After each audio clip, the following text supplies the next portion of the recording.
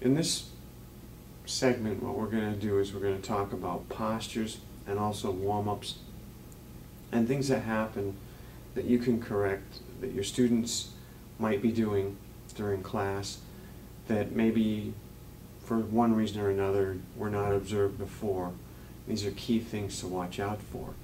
One of them being in tree pose, when you have one leg is the stabilizing leg and the other leg is up in the air, and the other leg, the other foot is up either inside the groin, above the knee, or below the knee. But you notice I didn't mention beside the knee. So it should never be beside the knee, because as an example, say my wrist is the knee and I've got this foot right here and I'm pushing right here, I'm pushing the knee out of line. It's holding up all of my weight.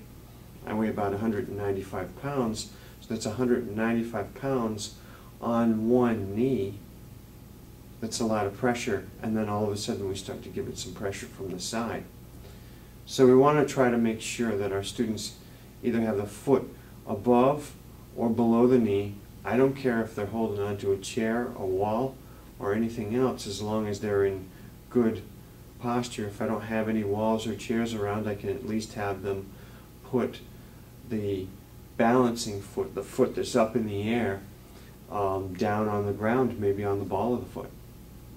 Now, the next one would be neck rolls. We see those quite often. To be quite honest, I had first learned those years ago and also saw them in martial arts. And I really don't want to do the movement because it's really very bad for your neck. But basically it comes to like this. There's nothing wrong with bringing your head back or bringing your head forward or bringing your head side to side. But there's a problem when you take your neck back and then you've reached the point of skeletal compression in the cervical spine, and then you start to grind back and forth, because that's going to cause premature wear in the cervical spine. So we want to make sure we eliminate that move. Now, the front part of the cervical, something like this, going around over to one side, that, I don't do that in my classes. Now, I know some people do, and that's fine. If anything could be said, it might be that I'm a little too cautious. So what do I do with the neck for the most part? Linear movement. So it's straight up, straight down, sideways. You could, if you wanted, to go side to side, something like this. You could do that as long as there's no pressure. A little bit of a lateral movement. I don't think there's anything wrong. Basically, circles in and of themselves, the neck's not a ball and socket joint.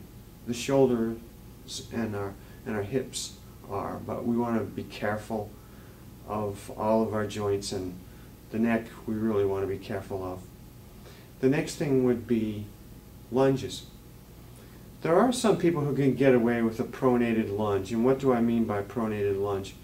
Where the knee goes beyond the ankle. So say, for example, this is the ankle here and this is the knee here. This is perfect alignment if it's a side view. If the knee is over here and the ankle is still in the same spot, or even worse, out here. Now, sometimes I see this in yoga magazines and on yoga videos. But the point being, this is pronation. So anytime the knee goes past the ankle, we've got pronation. Some people could do pronation for life and never have a problem. Some people could do pronation just a little bit and start to have problems. If somebody already has pre-existing knee problems, they shouldn't pronate their knees. If somebody has a family history of knee problems, they shouldn't pronate their knees either.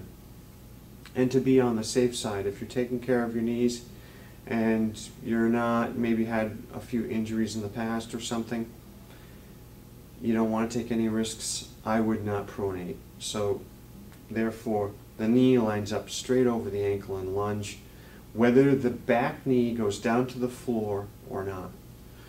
Also, in upward dog, you'll see some people when they come up to upward dog, they'll actually lock out their elbows, and some people are very good at locking the elbows out, and they start to have all these methods for locking the elbows or other joints for that matter. So they get the eyes of the elbows to point forward and they start to lock out in the elbow joint.